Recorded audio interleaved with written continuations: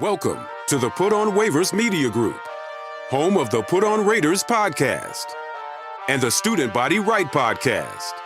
This is your place for the best breakdowns and the best insight for those who fight on and bleed silver and black. Now, here are your hosts, Dwayne Douglas and Ryan Holmes. And welcome everybody to the glorious episode of the Put On Raiders podcast. I'm your host, Dwayne Douglas, along with Ryan Holmes, and we are podcasting off the beautiful shores of the Pacific Ocean. A little dreary, little rainy day. I'm not sure how I was going up there for you, but it's like, it's like a little mist down here. PORSBR is my Twitter handle, and then RHOLM22 is Ryan. So you can go check that, go to the X and check all that stuff out. He does a whole bunch of different things you see here on all 22 and everything like that. And then for our USC fans, we got some stuff coming for you as well. That as they get ready to battle the Sun Devils, who are just not very good. All right, so we had a great show. Great phenomenal show. And we just didn't, and whatever technical difficulties, I only got a black screen and some muffled audio. So the Bills post game was not able to be aired. It didn't pass quality control, if you will. So we're gonna go and just talk about the Bills game a little bit, and then we're gonna go right into the Steelers game, because the Steelers are coming to town, and the Raiders battle the steel curtain, I guess, on Sunday Night Football. So I'm sure Mike Tirico is going to be thrilled about coming to the Raider Nation because he loves the Raiders so much.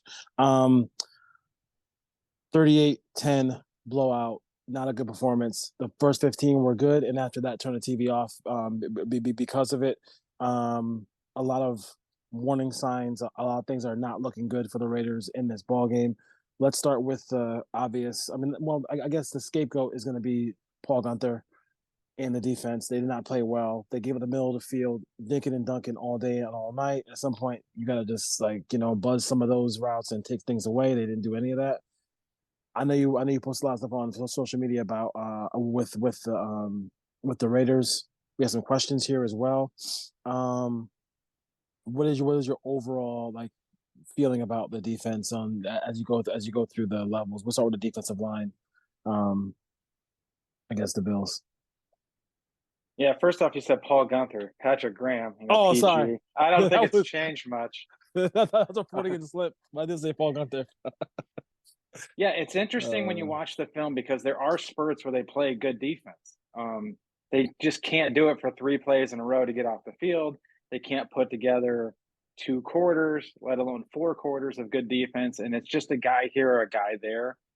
And a lot of it, too, it seems like, the defensive line isn't getting home, but this was a combination of Josh Allen wanting to get rid of the ball quickly versus what happened the prior week against the Jets, where he was just winging it downfield and throwing picks. And the Raiders kind of obliging him by rushing 4 majority of the game, playing soft, a lot of cover 4 this week with a lot of deep stuff to take away those shots. And Josh Allen said, thank you, and just hit a bunch of stuff underneath until the Raiders started to get a little bit more aggressive. And then the wheels kind of fell off in the secondary in the second half. But this really comes down to the defensive line. They have to get home. Other than Max Crosby, there's no one winning one-on-ones, no one getting pressure. And you kind of saw Buffalo would chip with the tight end a lot. They have 2 tight ends in that offense. One of them would stay in and chip and then release. That guy got lost in coverage a couple of times by Spillane, ends up getting big yardage down the field after releasing out into a route, and the Raiders just forgot to cover him. I think Bennett had one as well on the tight end. But teams are just going to continue to slide the line towards Max. So you're going to chip him, so he's got to beat the tight end, the right tackle, and then if he does that, here comes the right guard. Part of it's Max's issue, too, is he likes to go inside way too much, at least last week. So he gave up the edge quite a bit. He was trying to win inside, but when they're chipping you and you're trying to get away from the tight end, you're running into the right guard as well. So either way he goes, they're kind of boxing him in with a double team. So until the defensive line, other guys can win, or Patrick Graham's just going to have to go into the bag and put a bunch of guys across the line of scrimmage, show 6 or 7, drop out, and just start confusing offensive lines. Because you can't just sit there and rush 4 and then occasionally bring a 5th guy, a linebacker from depth. It's going to have to be way more sophisticated than that if this defensive line can't get home. And it's in there. We saw him do it against the Chargers last year when Palomar was out there a lot, and they would show 7 at the line of scrimmage and then back out. No. I just don't know how much he trusts these corners yet, because he's not really playing a lot of man coverage. He wants to play a lot of soft zone, and I don't think he trusts Bennett outside yet. And to be honest, Marcus Peters hasn't shown much in 2 weeks. He hasn't been a liability, but he hasn't really done much to inspire a lot of confidence. This whole like I don't like not trusting this, trusting that, trusting this player. I think let's can we just play it and just see what happens at this point? I mean, like you're losing, you're giving up huge gains. You're giving up like is death by 1,000 cuts or it's a big play. So like I mean like if they're gonna get to 38, like if they're getting to 38 anyway, then what's the difference? what's really different? Yeah. And maybe you get a TFL, maybe you get Max Crosby, or you get one of those blitzers to get a turnover behind the line of scrimmage. I mean, especially this week, you're not playing a guy at the level of Josh Allen. You're playing somebody who's way less of a talented passer in Kenny Pickett.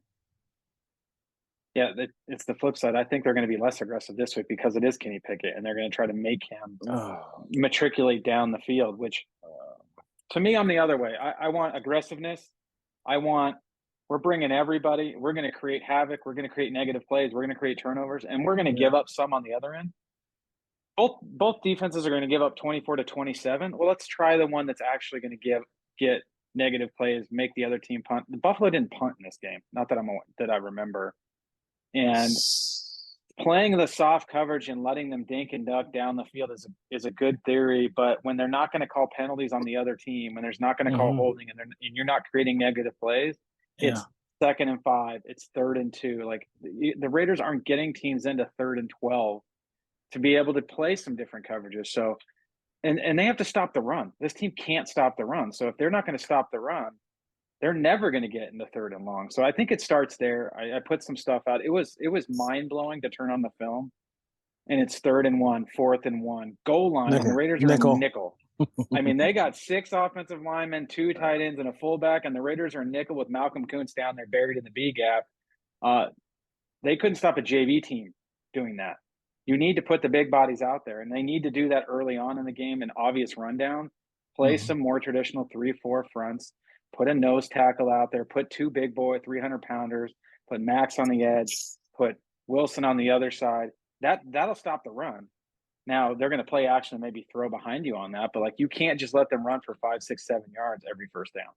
So as far as like the Raiders in this defense, like letting people slowly matriculate the ball down the field, if they were a better red zone defense, if they just change things up in the red zone as far as the red zone defense goes, and were more creative and created losses, and then you'd be like get into 3rd and 15s where you can see the other opponent's field goal kicker.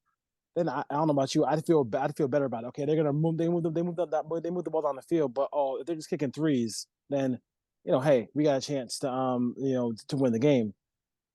That's not happening either. If they get into the red zone, it's 7 almost every time. I think you saw a little bit of it week 1 that was better. I do have to remember they played Josh Allen in a high-powered offense. They didn't play the Chicago Bears. So the fact that Buffalo moved the ball up and down the field, Josh Allen made some crazy throws, especially in the red zone. He was about to get sacked before halftime. He throws a fadeaway sidearm across the field for a touchdown. We'll get a better idea of where this defense is after they face the Steelers, because the Steelers offense can't really get out of its own way right now. They have a second-year quarterback. The offensive line is a little bit down. It's not a good offensive line, but I still think until they can get pressure, it doesn't really matter what they do on the back end. They can play man coverage. It's not going to matter because you can't cover for 4 to 5 seconds. So they're going to have to figure out. I think the biggest thing is to stop this rotation on passing downs. And as much as I don't want to say it, put Jerry Tillery out there because he's the only defensive tackle that can win one-on-one. He's not going to win a lot, but he's going to win more than the other guys on this roster. They need something from Malcolm Kuntz. I know there's a lot of Malcolm Kuntz truthers out there that think he's going to have 10 sacks and he's the next coming. He's shown nothing in every game he's ever played in a regular season that's not a preseason game. He's going to have to start winning. because they're going to do exactly what Buffalo did. And you're going to see Max Crosby get triple teamed. And then you're going to have a part of the fan base is like, Max Crosby's not getting home. Max Crosby sucked. And it's like getting triple teamed like every other play. Yes, You exactly. need someone else has to win. Byron Young, as bad as Tyree Wilson has been, Byron Young might have been worse for the first 2 weeks. So maybe Silvera gets activated this week. Maybe you see more Tillery. They're going to have to figure out a way to get home. But if they don't stop the Steelers' running game, none of that's going to matter because Kenny Pickett's just going to turn around and hand the ball off to Najee Harris and Warren, and those guys are going to run roughshod. Yeah, and if that defensive line doesn't get home soon to help out Max Crosby, I think Brian Baldinger is gonna fly to Vegas and try to suit up for the Raiders because he has no problem. Pointing out Tyree Wilson's inability to get off of blocks. Like it's not even like last week. It was the slow snap, off the snap. But I mean, now it's just like he's just like get off the block. Like what are we doing? Like what are we? I mean, like you got to just shed the block and keep going. The play is like you're just standing there dancing with the guy. Yeah, I will give Tyree Wilson got off the ball better this week, so that's a positive. He didn't get off block, so he kind of gets engaged with it. He's got one move. It's a power rush, bull rush. When he gets locked up, there's no counter. There's no hand usage. He's not fighting to shed himself and get off. Yeah. That's the next step. That's what he's going to have to work on. And he has Max Crosby right there to help him. So we'll give him a few more weeks to see if he can figure that out. But they can't play him a ton of snaps right now if that's what they're going to get when they put him off the field. They just don't have a lot of other options, which is crazy that they released Jordan Willis off the practice squad because he's a veteran. He's been around the league. He can get some pressure. He can stop the run. He can set the edge. So unless he asked to be released off the practice squad, he needed to be out there. As nice of a guy as Isaac Rochelle is, he's a nice rotational piece, but like Jordan Willis is the better player. Yeah. You're right. Here we are again. Mike wants to know from the A60, did we see Carr's interview with the Saints? I didn't watch it, so I'm not going to answer you. It's irrelevant. There are shows that will go on and on about that. But our show is pretty irrelevant. But I did want to acknowledge that you contacted the show and you asked the question, so I did want to do that. You see Raider Philly wants to know about was Tyree Wilson better this week? You kind of answered that. He can't take all the Jalen Carter talk. Well, I mean, you live in Philly. I'm sorry. Tough sledding out there as far as people are overlooking the reason why they didn't take him and why 8 other teams passed on him. This isn't a Raider issue. There was a lot going on with Jalen Carter through the whole draft process that led to him falling to 10. I think 9 or 10. I think he went 10. So there was 9 teams that passed on him. This is not just the Raiders passed on this guy. I know that was a big need, but let's revisit that in 4 or 5 years and see what Jalen Carter's up to. If he keeps his head clean and he plays 5 years and he makes a couple Pro Bowls, then maybe there was something there, but that the Raiders overlooked. But for everything that was going on throughout the draft cycle, it's completely understandable by not only the Raiders but multiple teams passed on him because he's a top 3 talent. No question about that part. Why they didn't take Christian Gonzalez is a different question. Yeah. You can't make up the Raiders draft sometimes. You can't make it up. I'm saying you can't make it up. It makes you laugh because you don't want to cry. John from Maryland wants to know about the Thursday night game. Do we like the Giants on the cover? And then also, what can they do to get Jacorian Bennett going as far as his play with the Raiders? First, I think the Giants will cover tonight. Niners win, but Giants cover. What's the spread? I mean, 10.5? 10.5. This point of the year, just take the points. Take the points. It's too early. Jacorian Bennett's an interesting one because what I would like them to do, and obviously I'm not on the coaching staff or been anywhere near an NFL coaching staff, but as I talked earlier, they need to get more in. They need to get out of nickel and play some more bigger defensive fronts. Get 7 guys out there. Obviously, you have to take a nickel corner off, but let Hobbs play outside and base. If you're going to play more 3-4, get the big bodies on the field, stop the run. He can still set the edge, or he can be a force player on the edge. As a corner, you're giving up a little bit of coverage if teams want to play action and throw the ball down the field. But then you take a little bit off of Jacorian Bennett's plate, and then he plays in obvious passing downs against 11 personnel when they put more wide receivers out there. But right now, I don't think he's ready mentally to play every down that he's been playing. You can see, there's some technique stuff that's not going well with him. You can see where there's places where he has eye violations, as Jack Del Rio would say, especially on the touchdown that went in the red zone to the tight end that he was supposed to cover. But he's making some plays where there's just teams are targeting him now. They're just putting, you saw Stephon Diggs go over there, and the Bills kind of wanted to throw at Bennett all day, and rightfully so. You have a Marcus Peters on the other side who might take it to the house. I just think they either need to play more man coverage with him, and you saw that in week 1. They played a lot more cover 3 with man on the backside with Diablo and Bennett playing man. They didn't do that this week. They played a lot more cover 4, so then he has some zone responsibilities, and obviously he has the deep quarter to his side. But I think you need to give him a little bit less snaps right now. Let him clear his head. Let him watch from the sidelines. Maybe they mix in from series to series. You might see David Long.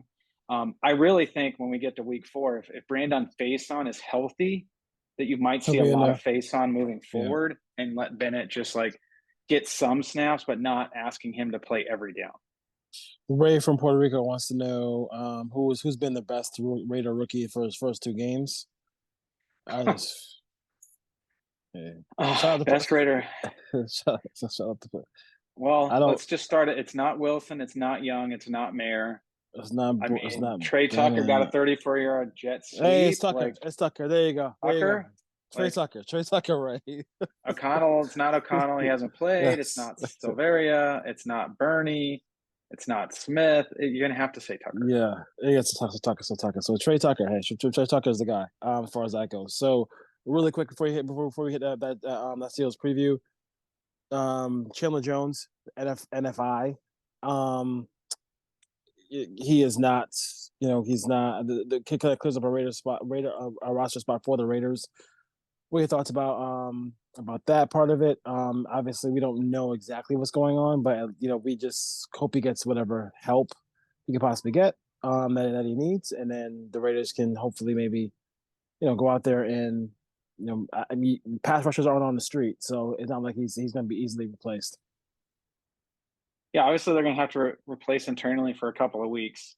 Jones is going to miss a minimum of 4 games. It sounds like it's going to be longer than that. Mm-hmm. Which leads even more to why did they release Jordan Willis, but that we can have a whole show on that. It sounds like probably Isaac Rochelle or maybe a free agent defensive lineman that has history with the system with Patrick Graham might come in and play. They haven't brought anyone yet to fill that roster spot. Obviously, it's Thursday now, so the practice on Wednesday they didn't fill that. At this point, Chandler just needs to, whatever's going on with him, he needs to focus on that. He needs to get off X. He needs to get off Instagram, stop posting stuff, do what he needs to do.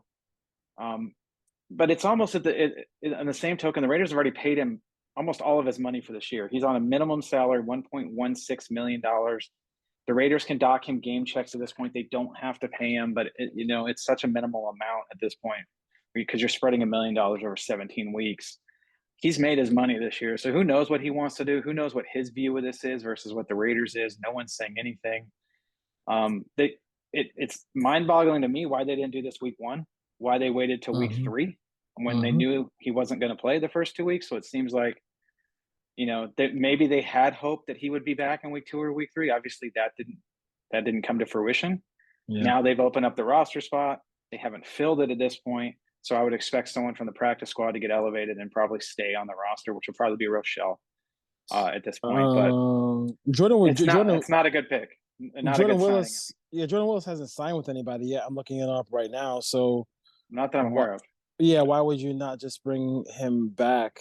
He knows he's been in camp and he can even if it's to get through 2 or 3 weeks and then you bring someone else in on the practice squad and then move them up. But yeah,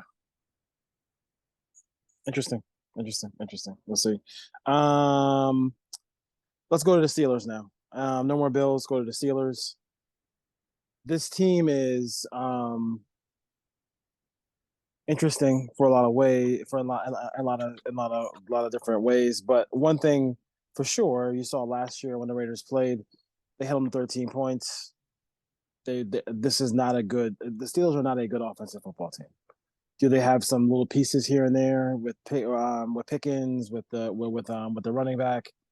Both the running backs have a little bit of juice in them, but they're not great. They can give up sacks. They don't have a quarterback who is a quality trigger man, if you will. Like he doesn't, he's not he's just not good at reading NFL defenses. He'll turn the ball over, like he'll make bad reads. If I won't say Paul Gunter this time, I'll say Patrick Graham. Patrick Graham has an opportunity to really have a game where he can, and if he wants to rush for and play it safe, I mean that's on him. But this is if there was a week where I'm going to go after a quarterback and kind of cover the checkdowns, I think this would be the week where I would do that, because this is like a guy who can give you the football repeatedly. He's not a good NFL starter. Not yet. He's a second year guy. I see the opposite of it. I see Patrick Graham, like I said, not trying to give up the explosive play, because that's the only way this team's going to move the ball. I think the Steelers are more of an offense where if you make them dink and dunk it down the field and make good decisions on every snap, I don't think that they have the quarterback that can do that. The Raiders are getting pretty good safety play out of Merrick. I know Merrick takes a lot of flack online. He's actually been decent this year. Like, he's not a liability on this defense. Epps has been playing fairly well. League average, you would say, right? Yeah. I mean, he's an average safety. Like, he's not a dumpster fire like some people would lead you to believe. Pickens does scare me because he can win the jump ball down the field. You have a rookie in Bennett, and then you have Peters on the other side. You know, they're going to have opportunities. They are going to push the ball down the field at times. The Raiders have to be in defenses where they can defend that. I wouldn't leave those guys on an island all day. I would be more concerned with the tight end, Freiermuth, underneath. What is the Raiders' plan for him? Maybe it's Diablo. You said Diablo covering tight ends a little bit more last week. But the main thing, they have to stop the run. Like, Patrick Graham has to get out of nickel. The Steelers are going to come in and play big boy football. They are going to try to pound the ball down the Raiders' throats, because they're not going to put it on Kenny Pickett if they don't have to. Exactly. So I would expect them to try to run the ball over and over and over again. And if the Raiders are going to stay in nickel, they're just going to keep running the football until the Raiders stop them. So I need to see Patrick Graham make an adjustment this week and actually get into a base 3-4 and try to stop the run. I mean, there were plays against Buffalo where the defensive tackles were fanning out into the B gaps, and there was no one in either A gap, and the Bills were running downhill at him and pulling linemen through that hole. So that's what I would start with. I wouldn't get super aggressive until I got to third down. Like, now when you get into 3rd and 7, 3rd and 8, 3rd and 10, now let's see some of these different blitz packages. Let's show blitz and drop out. Let's show blitz and bring everyone and make him think, because you can't just line up and play cover 3 or cover 4 and just – and they don't even play like a man match version of it. It's literally like spot dropping. Okay, this guy's going to be here and this guy's going to be there. And like, it's like playing Madden. Like, you know where everyone's going to be, and the Raiders don't play it that complicated of a defense, which makes it even more concerning considering how many points they've given up. But this is an offense that doesn't move the ball. They don't convert third downs. This is an offense that basically, when they line up under center, they run the ball. And then when they're in shotgun, they pass the ball. They have tells. You just have to make sure you don't give up the big explosive plays against this offense. They do have a good kicker, so if they do get into field goal range, they're going to make some field goals. I would not bring the house at this guy and just, maybe they hit 2 or 3 down the field and you give up 3 touchdowns, because I don't think they're going to be able to move the ball if you force them to throw it underneath. I mean, that's pretty much. I mean, that's the same thing I saw when I watched the film against the Browns. They just, I mean, they're not. And then I also watched them against the Niners as well. I think defensively they've given up running. They've given up pretty good amounts of yardage on the ground against the Niners, which the Niners is going to be with CMC and that philosophy, the way Shanahan does it. They're gonna get some yards. But then Jerome Ford got some plays in this game, and also Nick Chubb, before he got hurt, ran the football a little bit as well too. So, I mean, that game was really solely won on the 4 takeaways, and they ran back 2 of them for a touchdown. So that's how they won that game. It wasn't anything like, Pickett or, anything they had going on, or Najee Harris or anything like that. It was really, that's what they had going on in that game. And I just feel like my biggest problem I have with it, but this game that I'm worried about, is the Raiders. TJ, like, Watt is a special pass rusher. He can wreck a game. They can bring blitzes from a lot of different areas. It just takes one of those to have Jimmy G turn the ball over and kind of turn this game upside down. Yeah, the Raiders are going to have obviously pass protection packages for Watt. He's going to line up in the same spot every down pretty much. Illuminor hasn't given up a pressure or a sack this year. Having said that, I wouldn't leave him one-on-one every time. I'd have the back on that side. I'd chip. I'd have a tight end chip. Give him help like teams do against Max Crosby, and then take your chances on the backside that Miller can block Highsmith one-on-one. This is gonna be a good game for Jimmy G to figure out what the blitzes are that are coming, because they're gonna show you everything, and then they're gonna drop out, and then they're gonna bring some guys, and they're gonna drop out a lineman, and they run a true 3-4 where you don't know who the fourth rusher is, and sometimes they're gonna bring a blitz and bring 5 or 6. They like to bring the slot corner, so Jimmy's got to be alert to the slot coming as well. Maybe get some hot routes in there. What I don't want to see this week is I don't want to see the Raiders come out with Munford as a 6th offensive lineman and Chick Johnson in the backfield and say, we're going to run the ball, we're going to pound our chest, because that didn't work against Buffalo. They ran the ball pretty much every time they did that. Yeah. And the Raiders don't have any tight end production, but I don't know if that's the fault of Mayer or Hooper, because they're just not on the field. And they have Munford out there all the time as a 6th lineman. So they're going to have to trust the front five to protect. I think early in this game, they have to throw the ball down the field, even if it's an incompletion. Back up the safeties.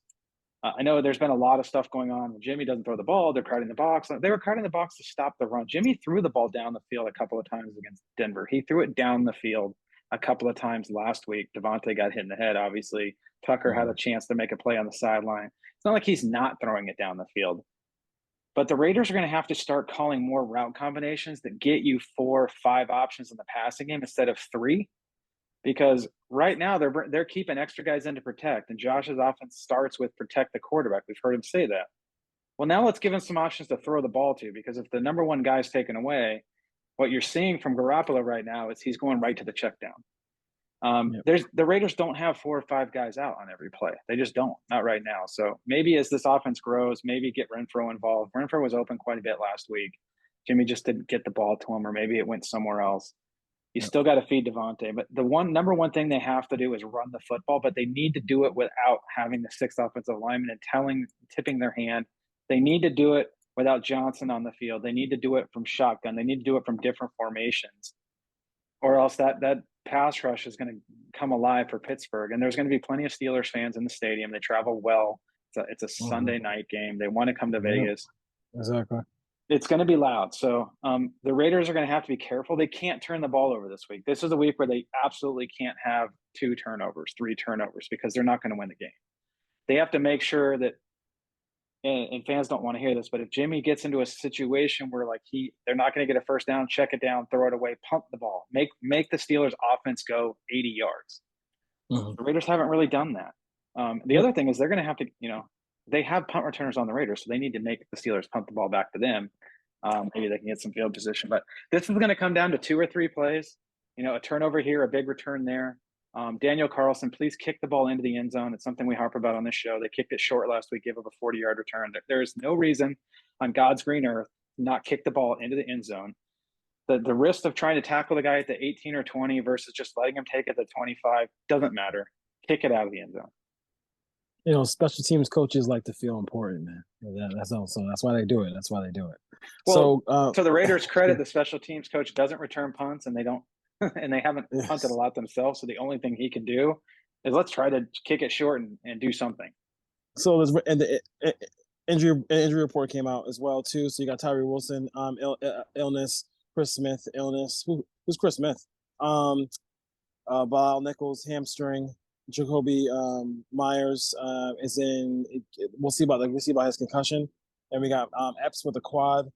Diablo with a rib injury, and then let's see, we got Bennett with a hamstring, so that could be an issue as well. And then the thing about it, he's been practicing. He's a full participant in practice, Devontae Adams, but he is a game day concussion protocol evaluation for Sunday. So we'll see if both of those primetime wide receiving weapons on the outside, Myers and Adams are both have concussions. So we'll see how that goes for the Steelers. I'm not seeing. I mean, we got let's see here. We got a lot did not practice on Wednesday for Patrick Peterson.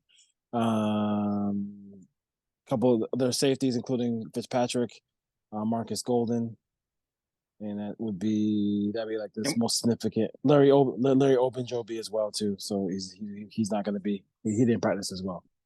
We do know that Hayward and Johnson will not play there on IR. Yes, I Deontay will definitely say will this not play. on the Chris Smith front. I had a lot of people reach out to me via X and ask why Chris Smith isn't playing. We need to play Chris Smith. Well, there's this thing called special teams, and Roderick Teamer is the third safety and a special teams leader, and Palomount is a gunner on special teams as well. So the fact those two guys are better special teams players, or why they're activating Chris Smith is not. Chris Smith's going to have to wait his turn. I don't see him being activated a lot in the near future, unless there's an injury to one of those other two guys. Yes, you answered that pretty well. What can we do to get this? When you can't think about Patriot offensive football without thinking about their ability to move the football with the tight ends, whether it was, so what can the Raiders do to get some of these guys involved? I mean, whether it's Hooper, whether it's Michael Mayer. I mean, it'd be nice to get for fans to see. I think if we had 20-yard catch from Michael Mayer, I think that the building might explode out there in Allegiant. But what I want to see from the offense this week is I want to see the spread game that Josh McDaniels called with Brady in New England. Spread them out, put the running backs out wide, let Jimmy know what the coverage is, multiple receiving options out there. Let him pre-snap, say, okay, they're man, they're in zone, they're in 3, they're in 4, they're in 2, whatever they're in. Okay, here's my best matchup. I'm going to get this ball to Mayer. Like, Raiders fans are complaining that Jimmy Garoppolo's not spreading the wealth. But again, I ask, who is he supposed, other than Renfro being open a few times last week, who is he supposed to throw it to when there's 3 guys in the route? If it's not Jacobs and it's not Adams, it's usually the running back. Like, the Raiders have to get more guys out. And the way to do that is go quick game in the spread and then take some shots down the field. Trey Tucker needs to get on the field and just run go routes with him. Just back safeties up for now. Throw a ball or two to him just to let them know it's there. He was open deep a couple of times on tape last week against Buffalo. Not part of the progression, so I'm not going to post every time that he beats a guy deep, but that's what I want to see. I want to see spread this out, get a Amir Abdullah in space. He's a threat out of the backfield. Get the ball, Jacobs in space. Get the ball to Mayer. Get the ball to Adams. So they need to run the ball, but then spread them out. Like, don't get cute. Don't put the 6 tight end in. Don't try to drop back with 6 linemen and throw to 2 or 3 receivers. So Josh needs to mix it up this week. If he runs the same offensive game plan against Buffalo, the Steelers will win this game, and they'll win it pretty easily. And that is the one thing that, like, you mentioned something I had in my notes too as well about the Patriots versus the Steelers. The Steelers would go out there prior to the Patriot game and probably give up 3 points, have 7 sacks against their previous opponent. They play the Patriots, and it's just like Brady will throw the ball 40 times and never get touched. And it's just like bing, bing, bing. It's just like, they would just do a good job of spreading them out. And the Raiders, if Myers and Adams play, they have people. I mean, any team could spread you out, but they have players who are pretty good at catching the football, and then spreading the ball out would really help them move the football, get Jimmy in a rhythm, and maybe you get a missed tackle, you get a big play you get a big play as far as down the field goes. So it's a good strategy against the Steelers, but they have to actually call those plays and implement it. Yeah, the one thing that when you face these teams that are defensive dominant, the Ravens, the Steelers, these teams that play really good defense, they want to stay in base. They want to keep the big boys out there. They want to dictate the terms. And as an offense, you can't let them do that. So what do? You spread them out and make them play in dime or in nickel that they don't want to do. You take a big body off the field, then you try to run the football. If Josh McDaniels' ego doesn't get out of the way and they say, we're going to play big boy football and we're going to put the 6th guy in with the fullback and we're going to pound it down your throat, it's not going to work. You saw it work on the first drive because they went play action and they threw the ball a couple of times to get out of those looks, but then they just went away from that. But yeah, this is going to be kind of like you mentioned with Brady against the Steelers, the Ravens in those years. Spread them out, get the big bodies off the field. You can still motion the running back in and run the football. Run the football. Like, they can do a lot of different things, motion the running backs around, figure out what the coverages are, but the play calls are going to have to get in. We haven't seen them do that with Jimmy. We haven't seen them spread them out and put the running backs out as wide receivers, especially on the outside of the numbers, so you know, okay, man or zone, like who's going. If the cornerback's out there, then you know it's some sort of zone coverage. If a linebacker or safety go over there, then you know it's man. So that's what I want to see. And they're at home, so they need to be able to get into all these different sets. Jimmy needs to audible. Jimmy needs to do, get the ball to Myers. He's comfortable with Myers, but he still has to involve Renfro and Mayer when the time's right. Yep. And the Raiders need to stay on the field and run plays. Like, you can't run 37, 39 plays in an NFL game. They need to get up into the 60s or 70s, and then get the touches to Jacobs, obviously. I mean, isn't that what we thought we were getting? Like It was 1 week against Buffalo, so it's week 2. I'm not panicking. If we're in week 6 or 7 and we still have these same issues, or the Raiders have these issues, that's one thing. But you saw them do it last year with Carr. Like, they did run some of those. Maybe some hurry up, maybe some no huddle. Yep. But they need to change it up. It can't be what we saw last week. And Zamir White, God bless him, he got in the game. You got to hold on to the football. I mean, Zamir White is not is I'm not gonna. Let's do draft classes right now. There's a lot of question marks. He's giving great effort. He tries hard. I'm not gonna. I mean, like, if you attack, listen. If every time I attack anybody in the draft class, people don't want to hear it, and they say, give him a chance. We have draft classes. One of the Raider negatives have been we always let go of fire GMs and fire coaches too early.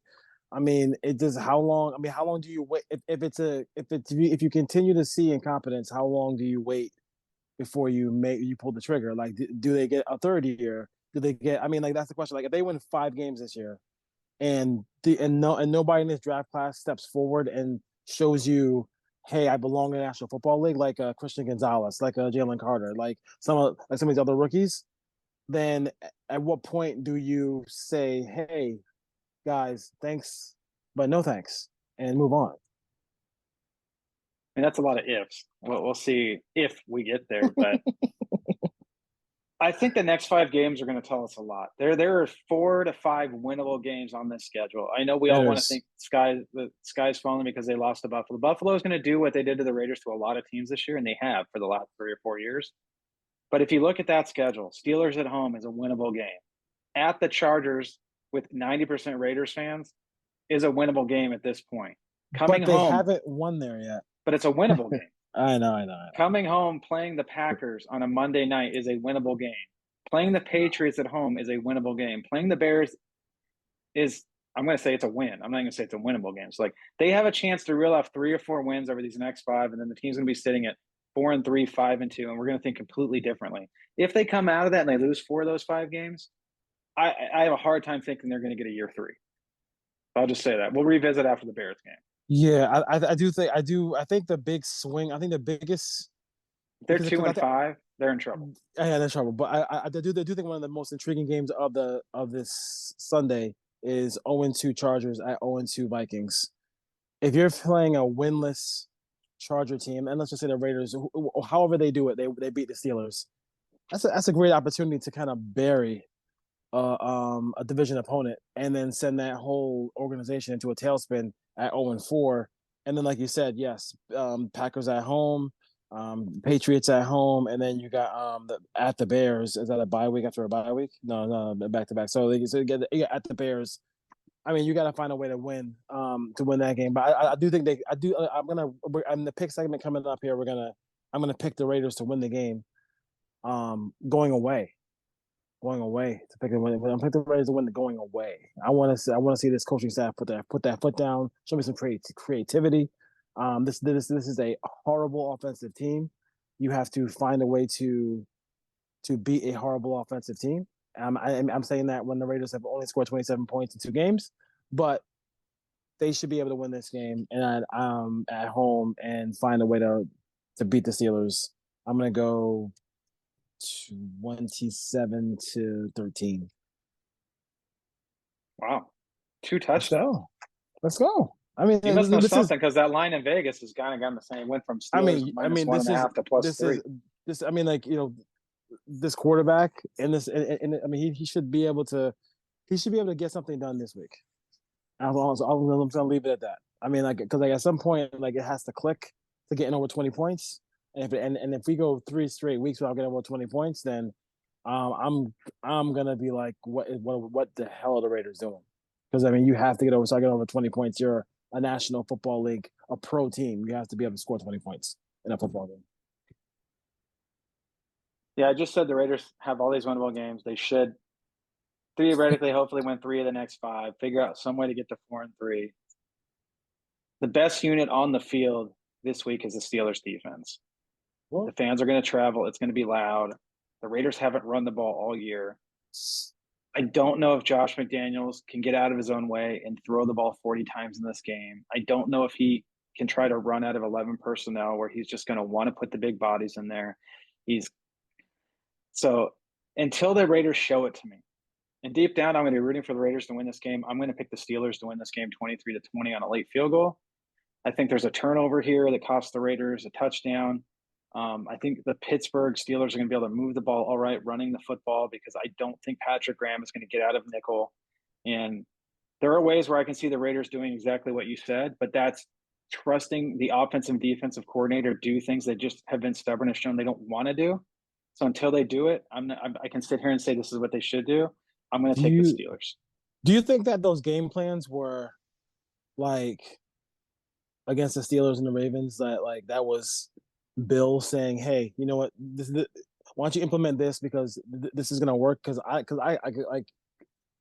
It seems like he's doing what he wants to do, run the football, do all these things, but where he would have an opportunity, this would be a good week for him to try to do the spread out, get rid of the ball quickly, all those things. You know, get it to Renfro quickly, get it to Myers, get it to. I mean, because like you're putting some of the Raiders' talented wide receivers against the second, the third, fourth corner on the Steelers.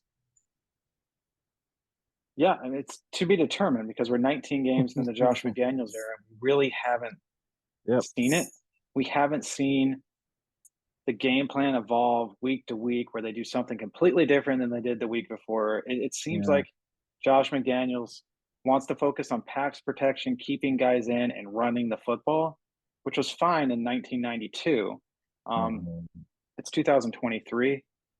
You kind of got to move the ball, and he has weapons outside. So last week, I think I'm taking a little bit out of it that they didn't have Myers. They didn't have that reliable number 2 on the other side. They weren't really looking for Renfro a lot, and they thought they could just line up and power the ball down the field. And clearly that didn't work, and clearly the defense couldn't get off the field. So I'm going to kind of look past that. I want to see what they do moving forward because there's some quarterbacks coming up that they should be able to have a lot more success against, and defenses they should be able to move the ball a lot more. Buffalo was desperate. They weren't going to start 0-2. Like teams that start 0-2 don't make the playoffs. I think it's one of the last 27 teams since 2020. It's an absurd number if you go 0-2. So the one question I did have is I watch all these press conferences around the league. This is kind of off topic, but how many times does the coach need to say, we're going to watch the tape, we'll learn from this, we're going to learn? Like how many times do you need to learn? There's 30, 35-year-old men in that locker room that have watched tape for 10, 12 years. Like, what is there to learn? Like, I understand some of the younger guys need to learn things, but like the veteran guys shouldn't be the ones making the mistakes. And these are guys they brought in that know the Patriot way. Like those guys shouldn't be doing it because they should have already learned. And at some point that can't be an excuse anymore, unless we're talking about first, second year guys. So, it's not a Raiders thing. That's a league-wide thing, but like I know it's coach speak, but that always has bothered me. Like it's okay to like say, we got out of place in some coverages. We need to tighten this up. Maybe we need to be more aggressive. Maybe we need to do this. They never say that. They're just like, oh, let's just learn from it. Because and then you do the same thing the next week, and the same problems show up. And the thing about it too is like with what you just said, nobody. I feel like people are scared to lose access. So like back in the day, like people, because like I grew up on the East Coast, like people in the New York media or in the media just in general, they would challenge coaches when they would come out and say stuff like that. Now it's just like kind of like lay it back. Okay, let me get my notepad. What'd you say? Oh, okay, yeah. Okay, that sounds great, coach. All right, coach. We'll see you next time. All right, bye. Like the questions are so simple. Nobody ever challenges. Nobody ever challenges. And I'm not saying get into a shouting match, but you're there as part of the media to go at and to go and ask really tough questions and ask the questions that fans in their heart have already. Like you know what I'm saying, like the obvious ones. And I don't see people. I don't see them challenging these coaches and they shouldn't be able to get off the hook with questions, with answers like what you said. I think too a lot of it, and I think I watch way too many coach press conferences because I don't know why, I just do. A lot of times it seems like the journalist goes in with, I'm going to write a story about Michael Mayer this week, regardless Yes. of what happened in the week before. When I get my one question, I need to 100% answer this so I could turn this in, into a and it's story. like it has nothing to do with like what happened in the game before, like, and you see that a lot. And you see, I think the first couple of questions this week were about something the Steelers had done, and it's like, well, obviously the guy who asked that question had an agenda to write a story about that. When like we don't care about that as fans, we care about what went wrong in Buffalo and how are you going to fix it, and what are you going to do to replace Chandler Jones on the roster, and what are you going to do to generate a pass rush? And they just never ask those questions. Yeah, it's weird. It's interesting, and it's Not just that they're going to answer them, but they don't even ask them. but they don't ask them at all because I don't know. I think like sometimes the media just kind of mails it in with certain as far as that goes. You said 27-14, right? I'm just trying to 2014. remember. I mean, they have not scored. They have not scored. If you go back to last year, what was the last game of the last game of the year? Was what last year? Was it the it Denver, was a wasn't it? Or when they KC? played One of KC, those right? two. They scored 20. Did they score 20 in that game? I don't remember In the playing that. Stidham game? I don't think So them so. game, yeah. So this is supposed to be, and you mentioned him. So like this is 30 years of NFL experience with Josh McDaniels. I'm sure if you sat down and had dinner with him, he could talk your ear off about football. So can he show me that? Can he show this team, show the nation that he can prepare this team to play the Raiders are flawed, but you're playing a flawed opponent. You're not playing an all-time great. You don't play a really top squad until you on both sides of the ball. Who have players on both sides of the ball until you play probably play the Chargers or play the Lions. This team does not have a good offensive unit. I mean, you should be able to move. You should be able to get at least a turnover or move the football. Like I mean, I want to see them move the football creatively, and this is what he's supposed to be able to do because he's you can't have the play sheet in front of you, and then you score 13 points and score 17 and 10 points. You have to score over 20 to win games. Score over 20. I'm putting the pressure on them to score 20. 27 points this week. They got to score 27 points. We're going to talk about this every week until Josh McDaniels does it. But until Hunter Renfrow and or Trey Tucker does the Tyreek Hill exit motion on the short side of the field to run before the snap, like start taking stuff from other teams. Like colleges are doing it. I saw other teams in week 2 do it. It's okay, Josh McDaniels, to take something from another team that works. And Trey Tucker can get open. He's fast. If you start running him before the snap. And Hunter Renfrow, if you get him moving before the snap and then he's up on the DB and the DB has no idea where he's going to go, like get him open that way. He's been open, but get him open that way. And we'll see. And, having Christian Wilkerson out there is great for half the game, but they never threw him the ball. They never gave him a chance. They ran the ball a lot when he was out there. And it almost to me feels like when John Gruden sent Zach Crockett up the middle on 3rd and 1 against New England, and everyone in the world knew he was going to do it. And you knew when John Gruden was very predictable based on his personnel packages, when Charlie Garner, when Tyrone Wheatley, when Zach Crockett were in the game, he knew what they were going to do. These first 2 weeks, you knew exactly what the Raiders were going to do before they even hiked the ball 90% of the time, just based on who was on the field and what personnel packages were out there. So they're going to have to get out of that and get rid of some tendencies. And if you're going to put Mumford out there, throw the ball a couple of times in those, play action and throw it down the field, back these teams up. Because you just saw, if you watch that Buffalo film, they didn't care who was outside. The minute the ball was snapped, there was 8 or 9 guys in the box, and they were coming. They were coming after Jacobs, whether they were going to hand the ball off or not. They were coming, and he was getting. He had 6 or 7 to block 9. That's never going to work. The math just there doesn't make sense. Yeah, I've been saying it for a long time. I mean, I don't think teams self scout enough or take it seriously when they do self scout because you watch the entire season and they still do they still have the same tendencies, which is kind of just kind of crazy. But so Raiders, Steelers, Sunday Night Football, so you can get some errands done and with wifey, and and then just make sure you're on the couch ready to go. Also Sunday Night Football, I have the Raiders 27-13, and Ryan has the Steelers 20 to 23 to 20. 23-20. So you can be you'll be called the hater this week. The Raider hater. If they win, you can call me whatever you want to call me. Exactly. The Raiders win, you can call me any name you want. All right, Raider fans. Take care, Ryan. All right.